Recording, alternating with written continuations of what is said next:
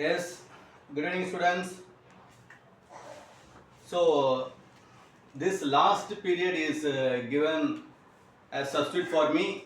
I know the boys are very crazy about giant robot and they won't be more keenly following this class. We will try to close this class as early as possible considering the boys. Francis, give your book.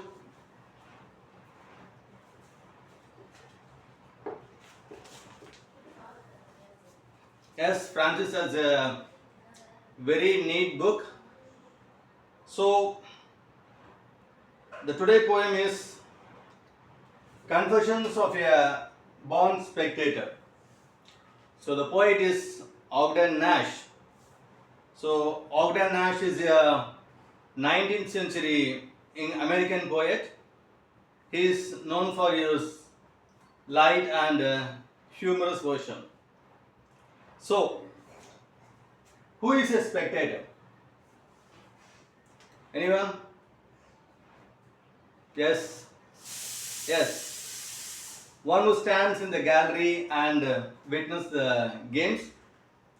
So during also have our games inside our school campus and the finals are being done at Ajay Stadium. So who are the students here who take part in games? Games such as running race, relay race, high jump, long jump. Yes, yes, there are a few. Yes, Radhakrishnan is one of them. Francis is also in girls Kumud Kumari. Yes, yes, of course. So whoever sits in the gallery and watch the players is a spectator. But there are also some artists who act, who do singing, who is a big orator. They also perform. But do the poet say them as a spectator? So let's see what the poet defines as a spectator. And what is a confession? So confessions are normally made some by guilty people. A criminal confesses before the judge. A wrongdoer confesses before a father in a church. So a confession is generally a true statement given before the authority.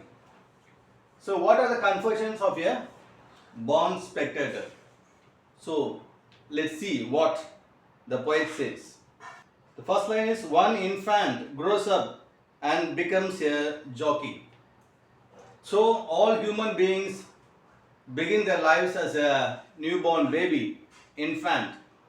So any infant grows and he takes up a job, but uniquely the players they take a unique profession, and one infant grows up and becomes a jockey.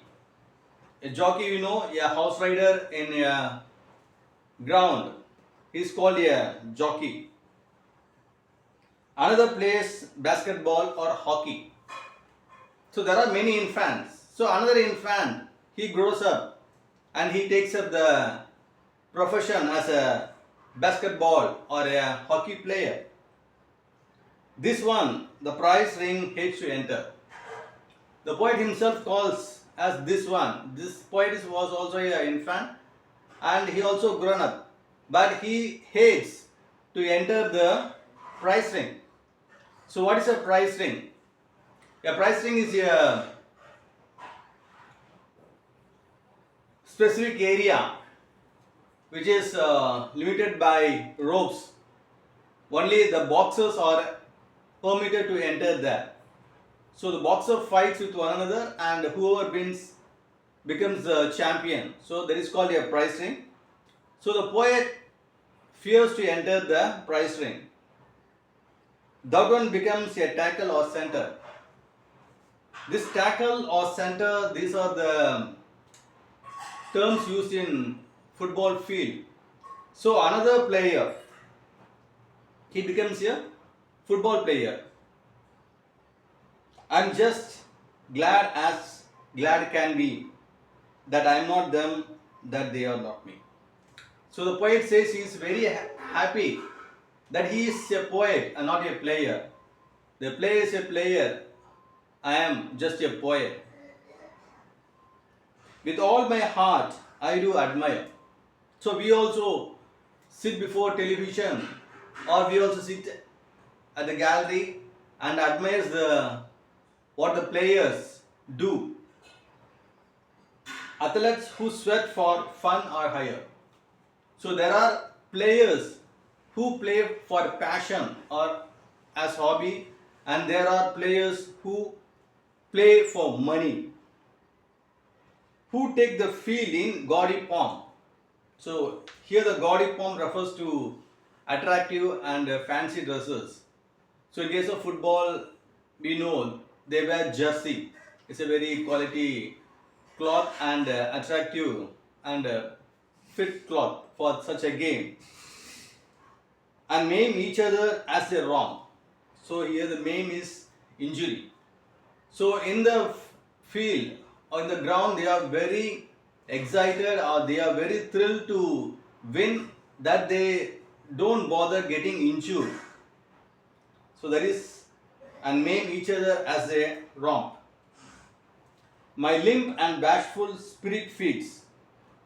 Limp is weak. The meaning of limp is weak, and bashful is shy.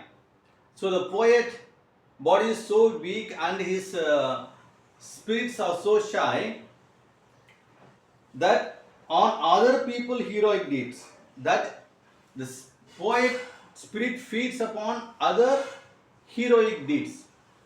So we also watch some game and we feel so thrilled as the hero.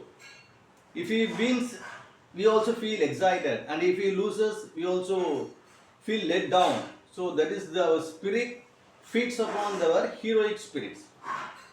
My limp and bashful spirit feeds on other people's heroic feats. Now, A runs 90 yards to score.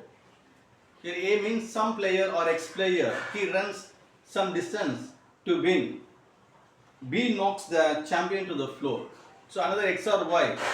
He fights inside the prize ring and knocks the another boxer or champion to the floor, cracking vertebra and spines. So these players, in their excitement to win and their excitement in the spirit of sports, they don't care breaking their vertebra and spines. Lashes his steed across the line. So the jockey, what the jockey does, he whips the horse and forces the animal to go as fast as possible and cross the winning line. You would think my ego, it would please. So the poet describes all these excitements and thrillings and fantasies. So we may mistake the poet, oh, he is also very interested to take part in these sports. He also dreams of being a player. Is it so? To swap positions with one of these. So his admiration may be so much that he wants to be one among them. Is it the case? The poet says, well, ego, it might be pleased enough.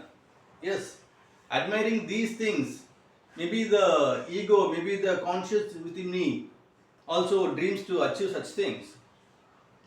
But zealous athletes play so rough. But the enthusiastic players play so rough. They are in the excitement to win, that they do not ever in their feelings, that they do not ever in their dealings consider one another's feelings. So in the prize ring between the boxers, will one boxer consider, oh, this is very inhuman, I have to be kind and love with another boxer? No. They are in the ring in the excitement to win big money or to win a big fame. So there is no point in feelings there. So They do not ever in their dealings consider one another's feelings.